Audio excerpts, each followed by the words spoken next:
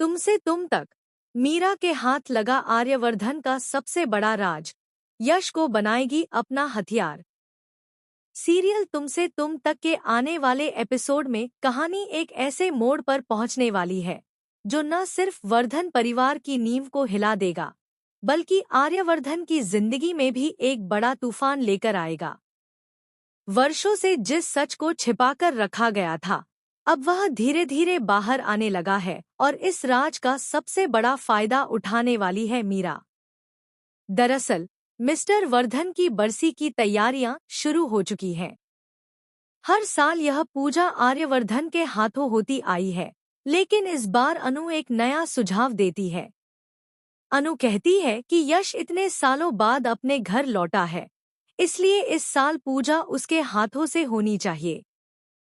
अनु का मानना है कि परिवार के असली बेटे को यह सम्मान मिलना चाहिए और अगले साल फिर से आर्यवर्धन यह जिम्मेदारी संभाल सकता है। अनु की बात सुनकर आर्यवर्धन थोड़ा सोच में पड़ जाता है। उसे लगता है कि गायत्री इस फैसले पर कैसी प्रतिक्रिया देंगी, लेकिन वह अनु को भरोसा दिलाता है कि वह मां को समझा लेगा। आर्यवर्धन कहता है कि इस बार पूजा परिवार के बेटे यश के हाथों होना सही रहेगा। लेकिन इसी बीच कहानी में एक ऐसा मोड़ आता है जो सब कुछ बदल देता है। मीरा को एक ऐसा सच पता चल जाता है जिसके बारे में बहुत कम लोग जानते हैं।